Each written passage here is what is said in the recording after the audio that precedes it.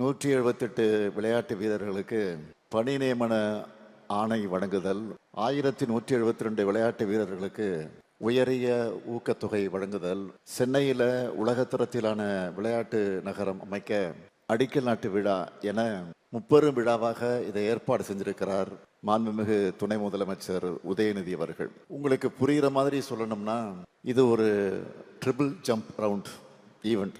உதயநிதி இந்த துறைக்கு கிடைச்சது உங்களுக்கு பல வாய்ப்புகளை ஏற்படுத்தி தந்திருக்கு. துடிப்பா செயல்பட்டு தமிழ்நாட்டு இளைஞர்களையும் விளையாட்டுத்துறையையும் அதிவேகமாக வளர்த்திருக்கிறார் துணை முதலமைச்சர் உதயநிதி அவர்கள். இங்க இருக்கிற பல்வேறு சாம்பியன்களை உருவாக்கும் திறமையான கேப்டனா அவர் தொடர்ந்து செயல்பட்டு கொண்டிருக்கிறார். அவருக்கும் அவருடைய வேகத்துக்கு ஈடு கொடுத்து செயல்படக்கூடிய துறை அதிகாரிகளுக்கும் என்னுடைய பாராட்டுக்களையும் வாழ்த்துக்களையும் நான் தெரிவித்துக் கொள்கிறேன். விளையாட்டு வீரர்கள் இன்னைக்கு இவ்வளவு பேர் சாதிக்க உதவுனது நம்முடைய அரசுடைய திட்டங்கள். அதுல முக்கியமான சில திட்டங்களை மட்டும் சுருக்கமா சொல்ல விரும்புறேன். முதல்ல முக்கியமானதை சொல்லணும்னா, கடந்த 4.5 ஆண்டுகள்ல நேஷனல் மற்றும் இன்டர்நேஷனல் அளவில் மெடல்ஸ் வின் பண்ண 5406 விளையாட்டு வீரர்களுக்கு 177 கோடியே 80 லட்சம் ரூபாய் உயரிய ஊக்கத்தொகை வழங்கப்பட்டிருக்கு. இதுல என்ன ஸ்பெஷல்னா, மாற்றுத்திறனாளி விளையாட்டு வீராங்கனைகளுக்கும் மற்ற விளையாட்டு வீரர்களுக்கு இணையா இந்த தொகையை நாம வழங்கிட்டு வரோம். இதுலயும் நாம தான் இந்தியாவுக்கே முன்னோடி. இதுவரை 241 மாற்றுத்திறனாளி விளையாட்டு வீராங்கனைகளுக்கு 29 கோடியே 67 லட்சம் ரூபாய் உயரிய ஊக்கத்தொகை வழங்கப்பட்டிருக்கு. இதன் தொடர்ச்சியா இந்த நிகழ்ச்சியில பன்னாட்டு சாம்பியன்ஷிப் போட்டிகள், அகில இந்திய பல்கலைக்கழகங்களுக்கு இடையிலான விளையாட்டு போட்டிகள் மற்றும் தேசிய அளவிலான விளையாட்டு போட்டிகள்ல பதக்கங்கள் வென்று தமிழ்நாட்டுக்கு பெருமை சேர்த்திருக்கக்கூடிய 1172 வீராங்கனைகளுக்கு 33 கோடி 51 லட்சம் ரூபாய்க்கான உயரிய ஊக்கத்தொகை வழங்கப்பட்டிருக்கு.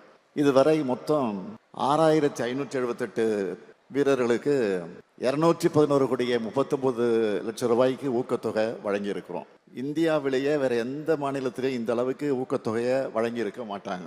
2023ஆம் ஆண்டு நான் தொடங்கி வச்ச தமிழ்நாடு சாம்பியன்ஸ் ஃபவுண்டேஷன் மூலமா விளையாட்டு வீரர்களுக்கு தேவையான உபகரணங்கள் வாங்கவும், அவங்க இன்டர்நேஷனல் கேம்ஸ்ல பங்கேற்கவும், இது தொடர்பான இதர செலவுகளுக்கும் இதுவரை 4231 பேருக்கு 30 கோடியே 21 லட்சம் ரூபாய் நிதி உதவி வழங்கப்பட்டிருக்கு. விளையாட்டு வீரர்களுக்கு கோச் எவ்வளவு முக்கியம்னு உங்களுக்கு நல்லா தெரியும். கடந்த ஆட்சியில சுமார் 10 ஆண்டுகளா கோச் யாரும் நியமிக்கப்படவே இல்லை. அதைத்தான் தம்பி உதயநிதி பேசுகிற போது குறிப்பிட்டு சொன்னார்.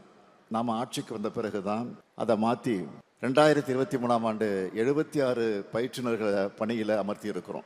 மேலும் 4 மாற்றுத்திறனாளி பயிற்றுனர் உட்பட 34 பயிற்றுனர் பணியிடங்களுக்கான அறிவிப்பை போன மாசம் வெளியிட்டோம். ஆண்டுதோறும் சர்வதேச அளவிலும் தேசிய அளவிலும் பதக்கங்கள் பெற்று சிறந்து விளங்குகிற 2 பெண் மற்றும் 2 ஆண் விளையாட்டு வீரர்கள், 2 சிறந்த பயிற்றுனர்கள், 2 சிறந்த உடற்கல்வி இயக்குனர் அல்லது உடற்கல்வி ஆசிரியர்களுக்கு முதலமைச்சர் மாநில விளையாட்டு விருதும் 1 லட்சம் ரூபாய் பரிசும் வழங்கிட்டு வரோம். இதுவரை 22 பேர் இந்த விருதை பெற்றிருக்காங்க. அதே போல அடுத்து முக்கியமான ஒரு திட்டம், அரசு துறைகள் மற்றும் பொதுத்துறை நிறுவனங்கள்ல 3% ஸ்போர்ட்ஸ் கோட்டாவில் வேலை வாய்ப்பு வழங்கப்பட்டு வருது. இது தொடர்பாக ஒரு சின்ன கம்பேரிசன் மட்டும் சொல்லணும்னு நினைக்கிறேன். 2021ஆம் ஆண்டுக்கு முன் இந்த விளையாட்டு கோட்டாவில் வெறும் 5 பேர் தான் பணியமர்த்தப்பட்டு இருந்தாங்க. ஆனா நாம் ஆட்சிக்கு வந்து 5 மாற்றுத்திறனாளி வீரர்கள் உட்பட மொத்தம் 116 பேரை பல்வேறு பொதுத்துறை நிறுவனங்கள் மற்றும் அரசு துறைகளில் பணியமர்த்தி இருக்கிறோம். ஏன் இவ்வளவோ குறிப்பிட்டு நான் இதை சொல்றேன் தெரியுமா? இதனால மோட்டிவேட் ஆகி இன்னும் நிறைய பேர் ஸ்போர்ட்ஸை கரியரா எடுத்துக்கணும். அதுக்காகத்தான் சொல்றேன். மாற்றுத்திறனாளி விளையாட்டு வீரர்களுக்கும் இந்த கோட்டாவில் வேலை கொடுப்போம்னு உதயநிதி சொல்லியிருந்தார்.